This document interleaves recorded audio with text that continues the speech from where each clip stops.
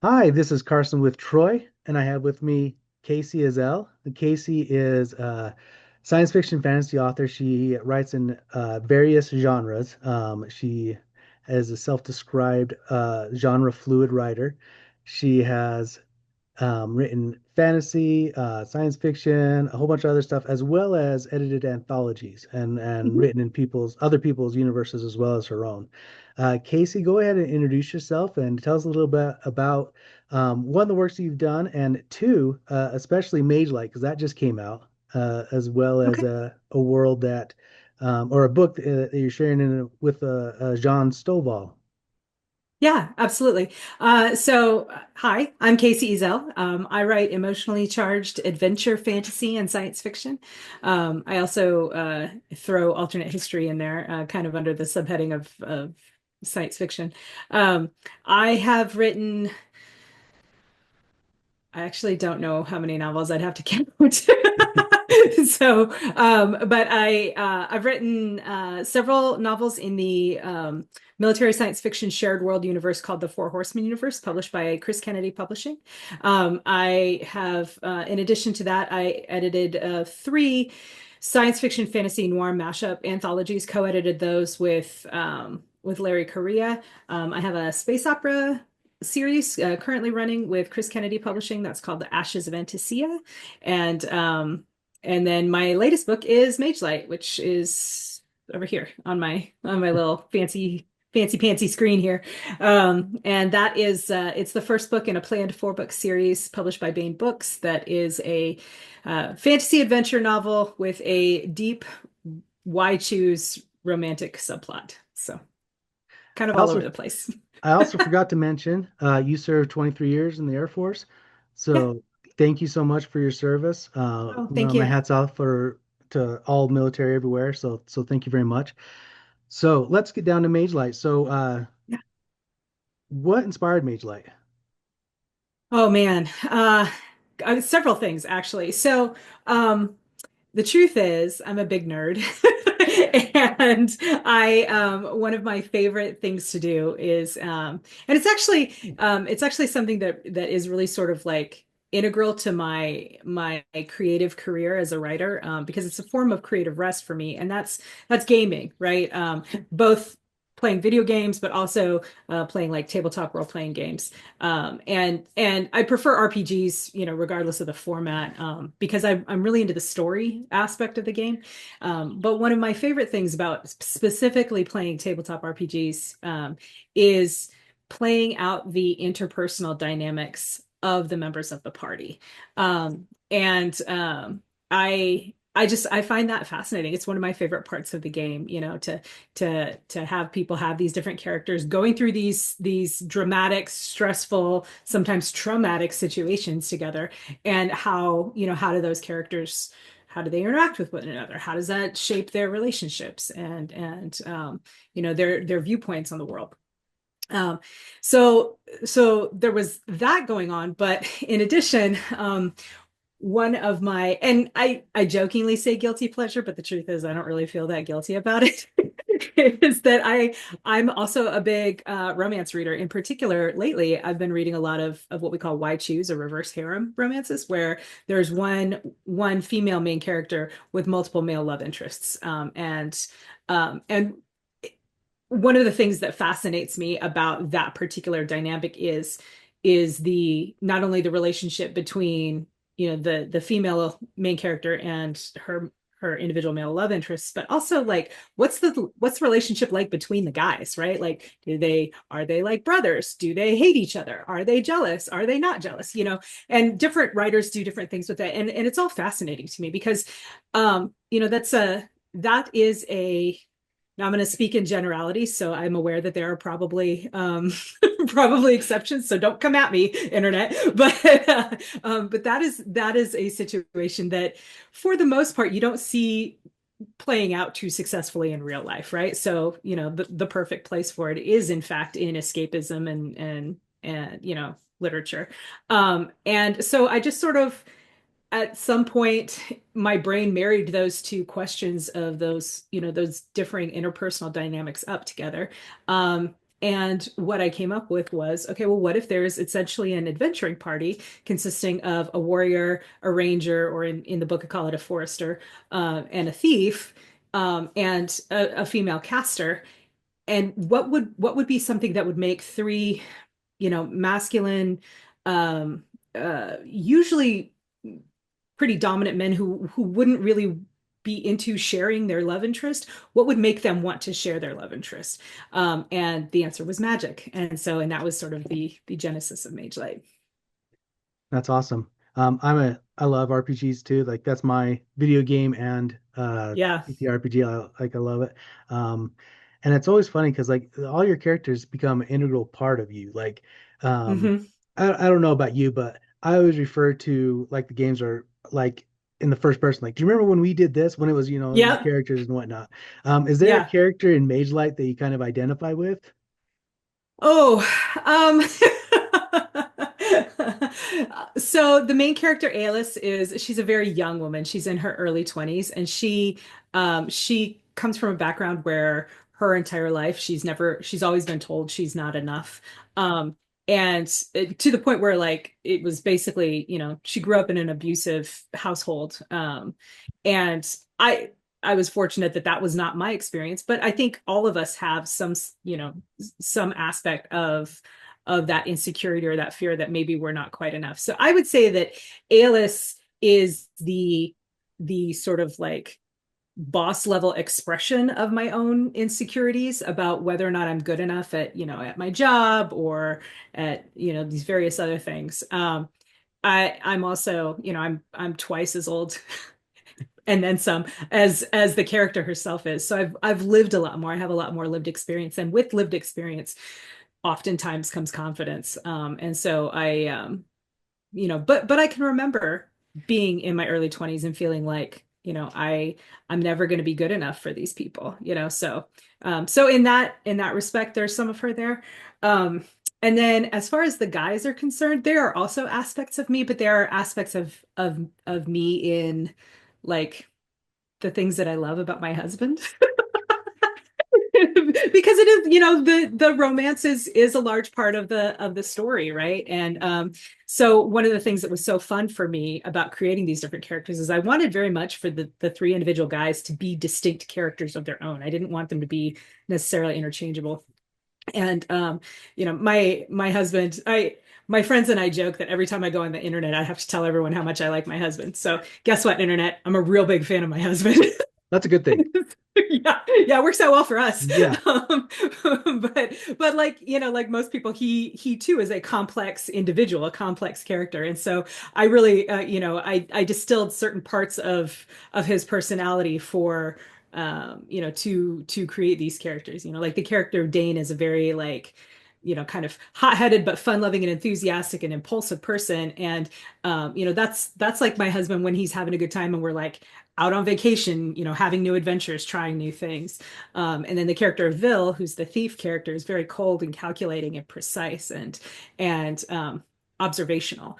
And that's my husband when it's like, when the situation calls for that sort of analytic mind, right? And Romic is this, he's this warrior who's got a lot of anger in him, which fortunately is not the case for my husband. But when he does get angry, when something really matters, really when something that really matters to him is in danger or under threat, he has the capacity for great anger and so I kind of put that into Romic too. So Awesome. It sounds exciting. It's going to be a 4 book series. Did it start out that way, or just as the story developed, you're like, this, I got enough for 4 books to really tell the story? So it started off as just the first book, but as I was writing it, I realized, because again, I was playing with that like adventuring party concept, right? And Mage Light is really like the origin story of the party, how they came together. Um, and so I always sort of intended for it to be open-ended. But as I went along and I started creating these characters, I realized each of the guys has an interesting backstory. And so the the sequence of the books, it made sense that okay, we have Mage Light, that's them coming together, and in each of the subsequent books, we are going to address aspects of each of the guys' different backstories, so as to kind of like bring it all together. There may be more after that. There may be spin-off series in the world. I have lots of thoughts and ideas, and it's been fun to think about. So I'll keep doing it as long as I can. Now, you're in the military. What drew you to becoming a writer? So I'm not active duty anymore. I am actually retired. But what drew me to being a writer? Well, the answer is I've never not made up stories, right? My mom, so I grew up in a LDS household. I'm LDS, and my mom tells stories about I was like 2 years old, and LDS missionaries came over, and I told them this like really elaborate story about my husband David Banner, who, if you're paying attention, that was the version of the Hulk in the TV series in the 70s. So I told them this story about my husband David Banner, and how he had to work late, and like this whole thing, and my mom's like, she doesn't have, like, this is just her imagination, guys. I promise she's not, so I've always made up stories, and I've always like really immersed in them, right? I can remember being the bossy little kid on the playground who would like, tell all the other kids, okay, today we're going to play Star Wars, and I'm going to be Princess Leia, and you can be the Emperor, and you can be Luke Skywalker. And, like I would like assign roles, and we would act these things out and play pretend, because it was fascinating to me. It was something that my brain enjoyed, again, with that role playing piece, right? Love it. So, um, so I started writing professionally, um, basically through a friend. Well, let me back up. Before that, I'm also a big Dragon Riders of Pern fan. I became a pilot because I wanted to be a Dragon Rider, and that seemed to be about as close as I could get here on Earth. And That is the best reason to be a pilot. I gotta say, that's the best reason. I told Todd McCaffrey that one time, and he was like, "That's pretty cool." So, because he's a pilot too, I know, he flies privately, but so when I was in college, I discovered Pern fan fiction, and so I wrote Pern fan fiction for a number of years. Met my best friend doing that, and it was that creative outlet of developing characters and writing these stories, and having making terrible things happen to the character and seeing how they dealt with it and stuff like that. It was really kind of like a developmental laboratory for writers in a lot of ways, because we would write the stories and we would send them via email to each other and then answer them, and it was a lot of fun. Um, and then when I was I made there's a whole long story to this, but I made friends with John Ringo at Dragon Con one year, and we stayed in touch. And he knew that I wrote and that I had an academic background in writing. And when I was deployed in 2010, he emailed me and invited me to contribute a story to an anthology that he was putting together called Citizens, that was an anthology of military science fiction written by military veterans. And so that was my first pro sale, was a story for that anthology by Baen Books, or published by Baen Books. Awesome. And the rest is history, as they say. Kind of, yeah. Now, across your various series and anthologies, how do you maintain distinct voices and worlds? I mean, to a certain extent, it's all about the character, right? Each character, kind of, because I usually start my story with the character. So each character is sort of, and this is probably, honestly, when I think about it, this probably comes from writing fan fiction the way that we did, right? Because we would apply to join a club by creating a character and submitting it to the leadership of the club to say, here's this character, and you would demonstrate your skill as a writer and your imagination and stuff by the backstory that you would give the character and the things that you would say about their motivations and their history. And so when I start a story of my own, I oftentimes start with a character because my brain just is used to thinking that way, right? Like the origin of a story is usually character for me. So it isn't really hard to keep them different. Um, the things that are hard to keep different sometimes are like minor things, like forms of address, right? Um, And I have a note in my current work in progress, which is book 2 of the Magelight series, that I have a gentleman greeting a woman of high status. And so he takes her hand and I'm like, he either kisses it or brings it to his forehead. I can't remember what I did in this series because I know I've done both in different series. So it's like little world building details like that that are sometimes hard to keep track of. And the answer to that is take good notes, right? I actually here I'll show you. I have this amazing, beautiful notebook. I don't know if you can see this. Let's see if I can get it with the camera. I don't know. Anyway, I have this big notebook that I I saw flashes. It looks pretty cool. yeah, it's gorgeous. It's from Archer and Olive. And it's I got it. I didn't know why I was getting it. I got it because it was pretty, because I'm kind of a notebook dragon and I hoard pretty notebooks. Um, but uh I needed some co-located place to put all of my like editing notes and as I'm going through and I'm writing the story and I'm like, oh, I need to go back and add in this detail at the beginning to make this part make sense.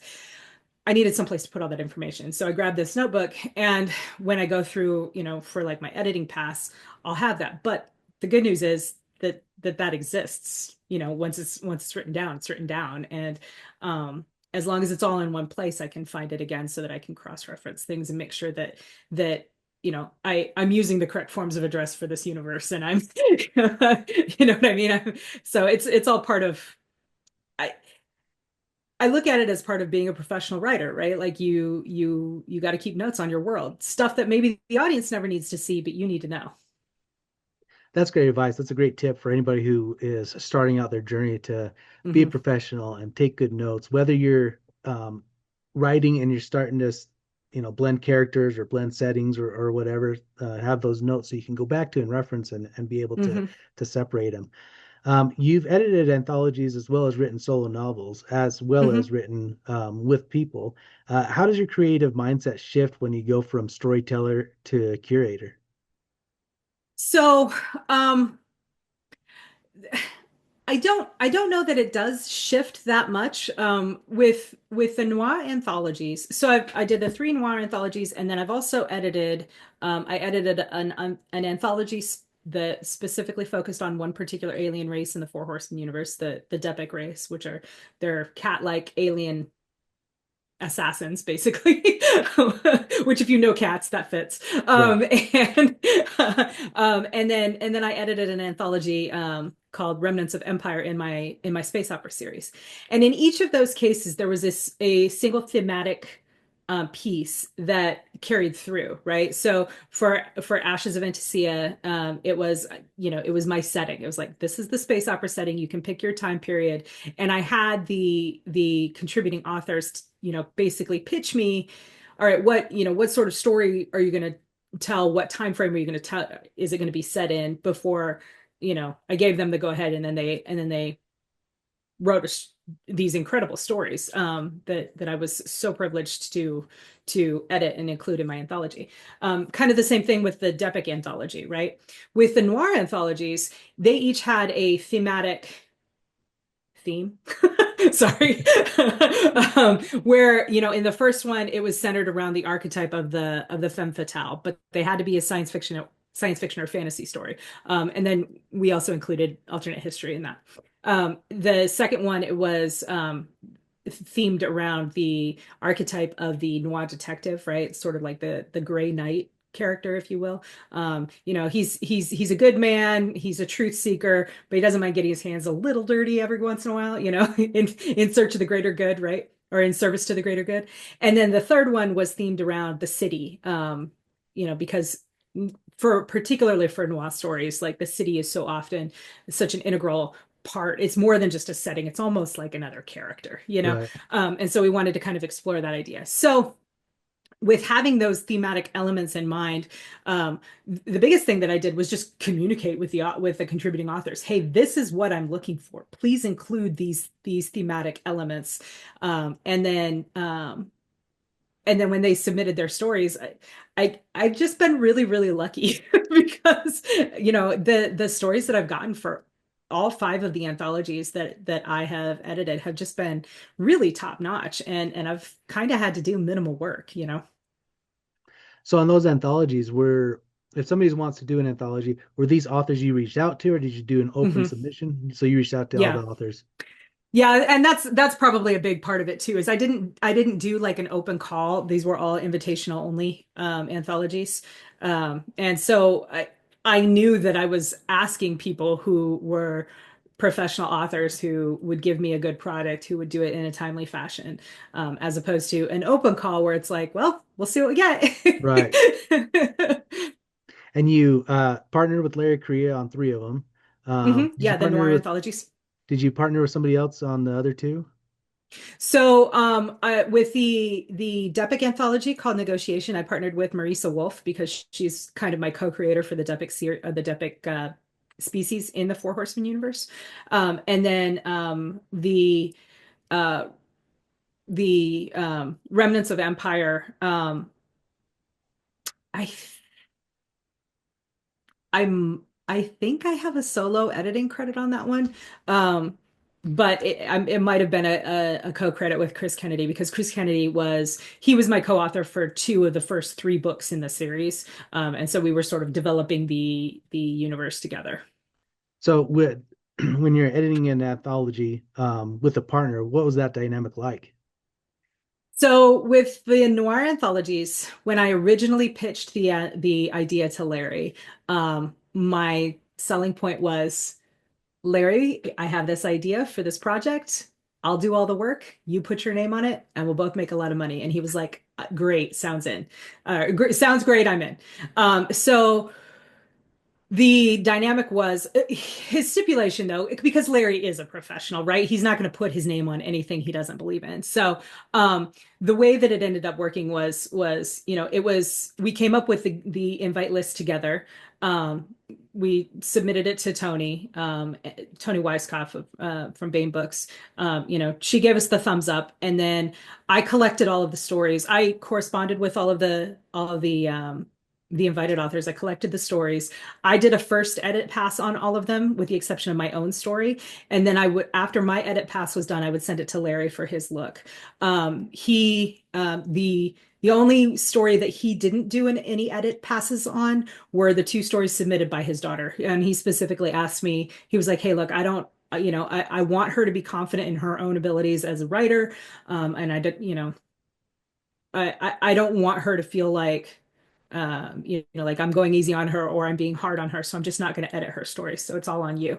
And that was great. That was fine. So I did my edit pass, Larry did his edit pass, and then we turned the manuscript in, and then the manuscript as a whole got edited. And it was great. It worked out really well. Kind of same process with Marisa Wolf. Well, with Marisa, it was a little different because it wasn't like with Larry and me, like Larry was the senior author on the project because he was far more established and a much bigger fan base than me. With Marisa and I, we were basically same level, complete total colleagues. And also she's my best friend, right? So we the way that we did it, we she edited half the stories and I edited half the stories. And it was also a little bit complicated because I was in the process of moving to Japan when we put that together, which I don't recommend as like when you're trying to edit an anthology, don't try not to make any international moves, but the US Air Force had other ideas. So, Is there a character or world from your earlier works that you'd like to revisit? oh man. Um, I don't know. Um, I mean, you say earlier, I would very much like to, and in fact, I plan to write more stories in the Ashes of Anticia universe, in the space opera universe that's ongoing with Chris Kennedy. So I think I deliberately set that up to be sort of a sandbox. So there's a lot more stories to be told there. And I can't wait to get back to.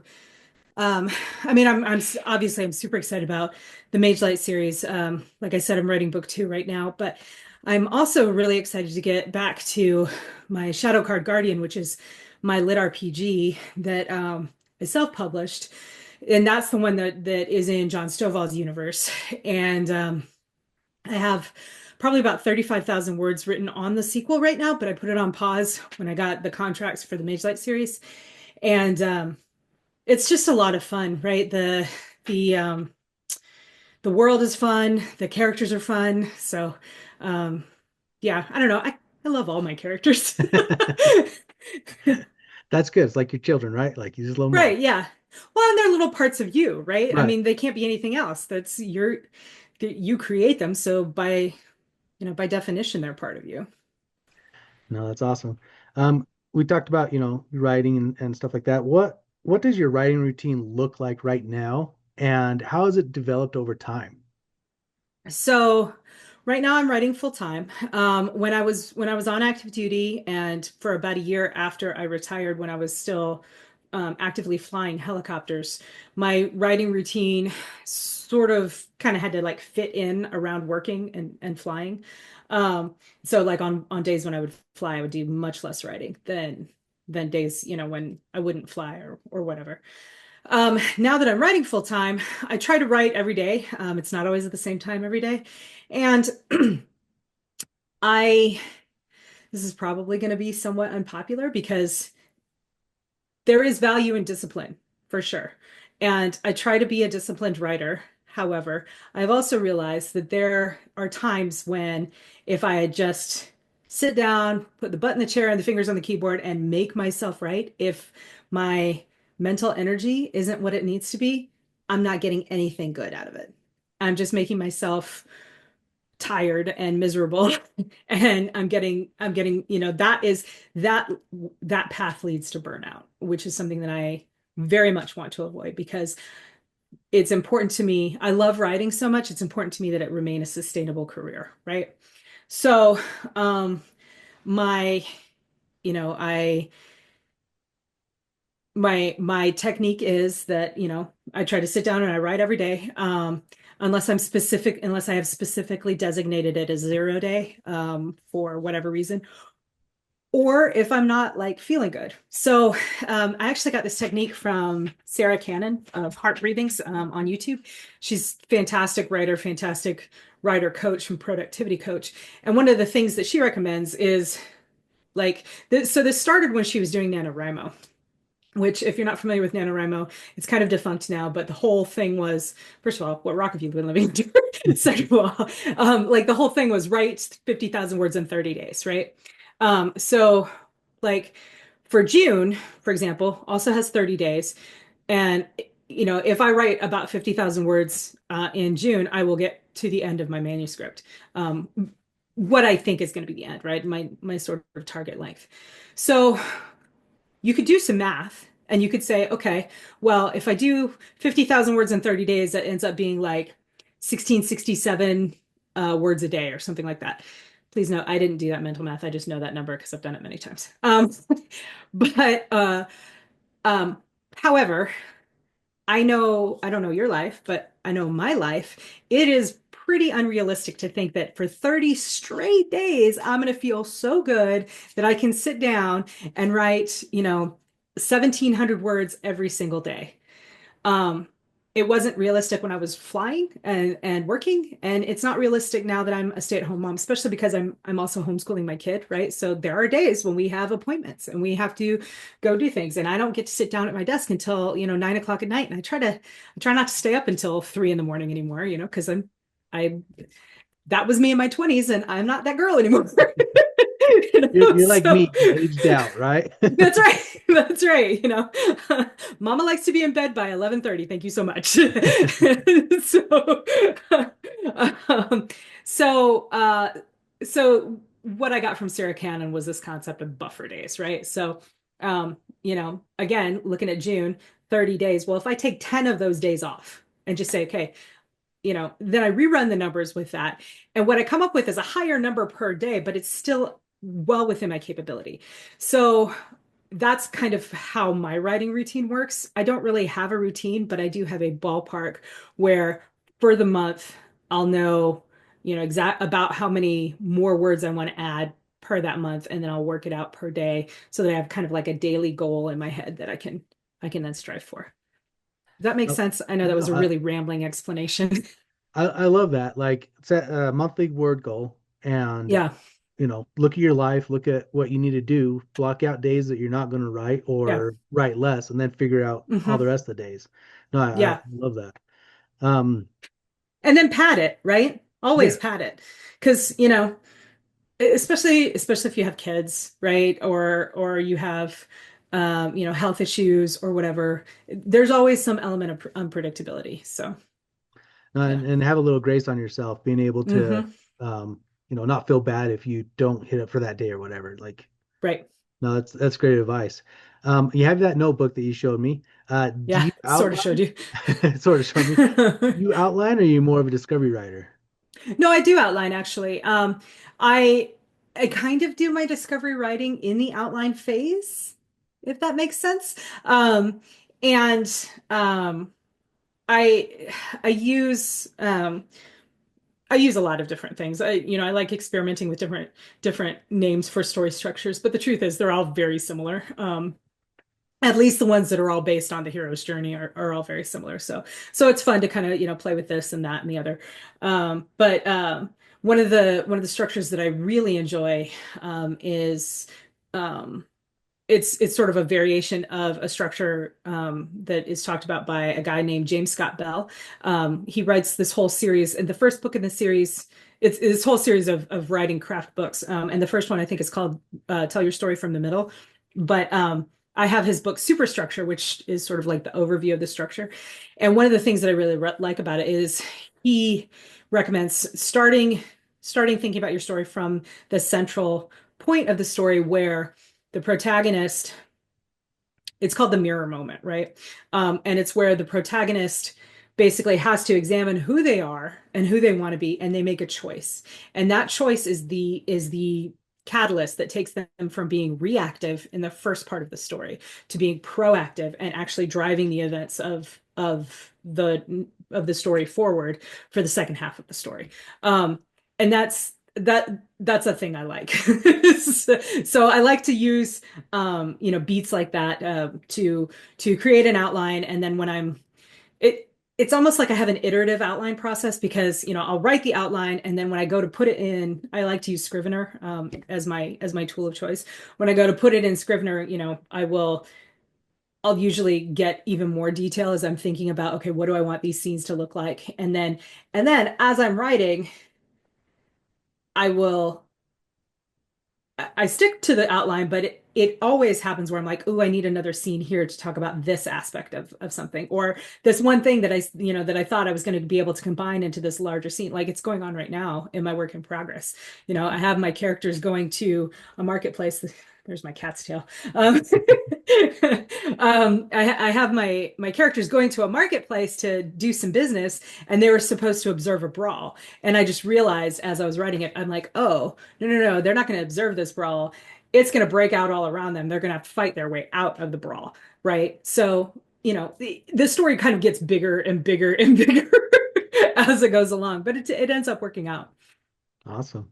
Um, so being both self-published and have a contract with Baen and whatnot, what are some of the marketing strategies to help promote your own books that you're independently publishing Mhm. versus with Baen? So, I don't know, man. I got to be honest with you. Marketing is a thing that is, it's like trying to it's like trying to catch gel in my hands as it's like dripping by, right? So sometimes you get a good glob of it, and sometimes it's just all the way down. That's a really unfortunate metaphor, but you get my meaning. The thing of it is, I really think that marketing strategies are so individual, right? They're individual to the book, they're individual to the audience, they're individual to the writer. Um, what has been working for me and what feels very natural to me is I just try to connect with people, whatever that means, right? Whether that means, posting on Instagram or posting on TikTok and utilizing the hooks from my story to kind of grab people's attention. But then also including videos and things and reels that are, just me talking about my process, talking about um the book itself, talking about my life a little bit. Same thing with like Facebook and all of that, basically all social media marketing, right? It's all a mix of here are the hooks that I want to grab your attention, and then this is me so that you hopefully resonate with me, connect with me, and feel interested enough to want to go and read my book. Um, that's part of it. Another part of it that I personally like is I do a lot of in-person, um, both virtual like this, but also like actual boots on the ground in-person marketing events. Like I just had a signing at my local Barnes and Noble last Saturday. I do a lot of conventions. Um, I love being in front of fans and talking to fans and signing books and talking about my books. That's all stuff that feels natural to me and feels good to me. And so I do it, right? That doesn't come naturally to everybody. A lot of people don't like doing that. And so if I don't know, if you don't like doing it, don't do it. Figure out another way, right? I don't personally love doing ads. I have done them. But I don't I don't know. I haven't gotten a lot of success from them, and I think it's because I just haven't sat down and like, done the deep data analysis that is required to actually like figure out what's working for them. Because it doesn't come naturally. It doesn't feel good to me. So I don't do it.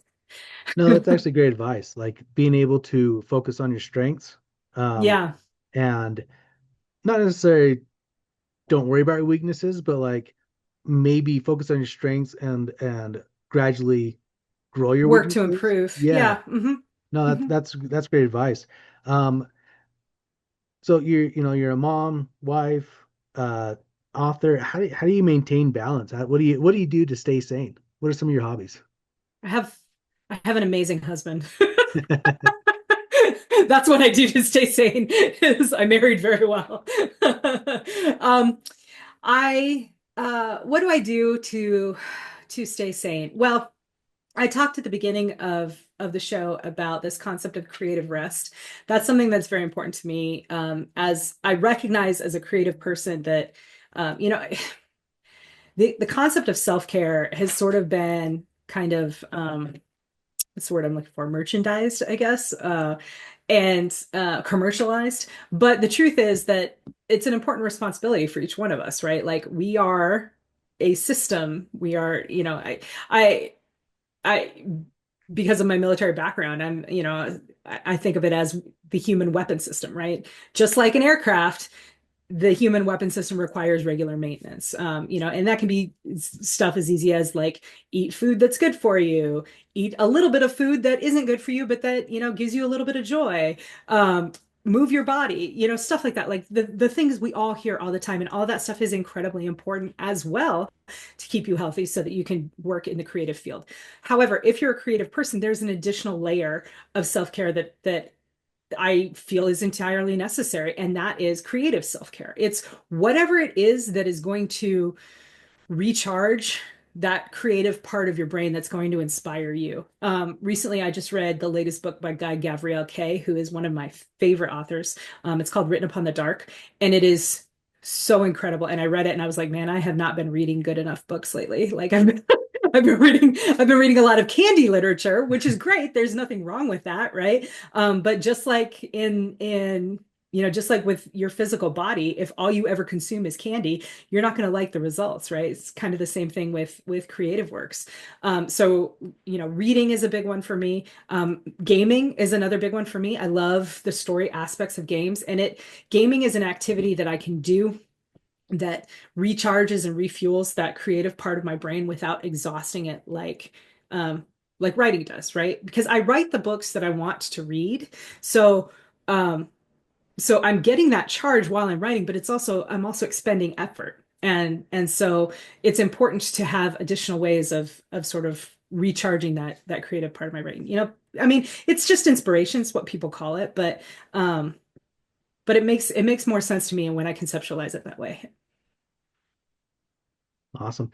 No, that's great advice. Taking care of not only your physical, you said mentioned Hmm. food and moving your body, but like your mental capabilities too, and that Hmm. recharging Hmm. that creativity Hmm. inside you.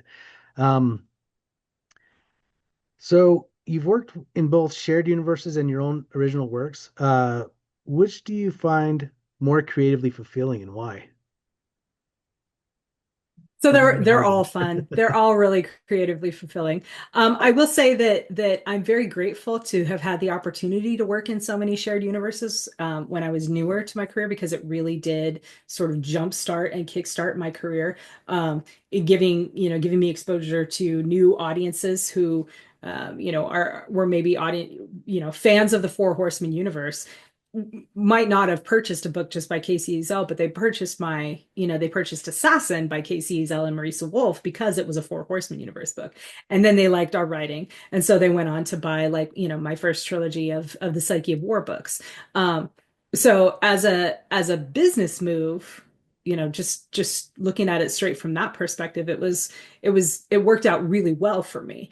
So that was I'm incredibly grateful, and that was incredibly fulfilling. And it was very fun to help develop, the Four Horsemen universe. It was a lot of fun to play in John Ringo's Black Tide Rising universe, even though I never wrote novels there, but I have a couple of short stories in the various Black Tide Rising anthologies, some of them. And like all of that it was just a good time, right? It's fun. It's a different sort of creative charge, I guess. Um, Writing in my own universe is both harder because it's all on me, but also more fulfilling in a way because I'm the boss. I can do whatever I want, so long as it makes sense. Right. And I'm willing to defend it. Awesome. Well, going back to we're spending a lot of time on this, but if you could collaborate with any author, living or dead, on Oh man. a speculative fiction project, like who would that be? Anne McCaffrey, Dragon Riders of Pern. Yeah, That'd be you don't even have to fantastic. finish the question. Yeah, oh man, I would give my eye teeth to write a Dragon Riders of Pern story. I mean, I've written many of them as fan fiction, but to Get have the her stamp of blessing of, approval and yeah, exactly, and write about that world, and the dragons and the riders and the bonding and the aerial acrobatics. That was when I was writing Pern fan fiction, because I started in college, and so I wrote it all through well, I didn't do a lot of writing while I was in pilot training because I was busy, but I went through pilot training. We did, we were trained in simple acrobatics as part of our training, and so I took a lot of that knowledge and I brought it to my fan fiction. So I was known for writing fun aerial scenes. that's awesome. So yeah, Did it that was a good ever time. influence your flying? You're like, oh, I wrote about this. I want to try this move. Well, not as much. It was really the other way around. Like I've flown this and I was like, oh, okay, I'm going to write about this. That's awesome. Yeah. No, that's fantastic. What's one piece of advice you'd give a new writer? Just write. Just do it, right? Sit down and write, Don't worry about the marketing. Don't worry about selling it. Don't worry about publishing it. Just write it. You can't do anything until the story is done. Write the story and make it fun. Write what you want to read, but write it. Awesome. Kacey, tell everybody how to get a hold of you and any conventions that you're going to or any signings you're doing that's coming up. Okay. So my next in real life appearance will be LibertyCon, June 20th through the 21st or 22nd, I guess. Or maybe it's the 19th through the 21st. I don't know. It's the weekend of June 20th. And that'll be in Chattanooga, Tennessee. So come down and see me there if you're going to be there. In addition to that, I'll be at Lit RPG Con in Denver in the middle of July, and then I'll be at Dragon Con over Labor Day weekend in Atlanta, Georgia. So um, online, you can find me at www.kaceyezell.net or .com. Either one will work. There you can find all my books. You can find all my socials links. And if you really want to stay in touch with me, which I would absolutely love, you can join my membership. It's called the Dragon's Horde. And the basic level is totally free. You get a couple of short stories as well as a weekly newsletter from me talking about all the things that I'm up to, talking about books that my friends are putting out, books I recommend, stuff like that. So it's pretty fun. And from there, if you really want to be like an awesome VIP super fan and read my work as I'm writing it, I do have paid tiers that where those are available rewards. So if you want to be an early reader, that's the way to do it. Awesome. Kacey, I learned a lot from you. Thank you so much for getting on with me today. Yeah, thank you for having me. This was a lot of fun. Awesome. Thank you for listening to the Troy Podcast. Please subscribe, like, and share with your friends.